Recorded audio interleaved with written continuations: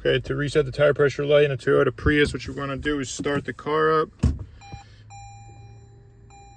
Make sure before you do this to set the tire pressures to the correct pressure levels found on the inside of the driver's side door panel on a yellow sticker. I think it's 35 and 36 PSI on this car. All right, so you're going to use these toggle buttons here and scroll right by pressing the right button. Scroll all the way over till you get to this gear icon, which is settings.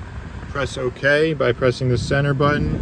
Go to maintenance settings by pressing OK. Select Tpms by pressing this button here again.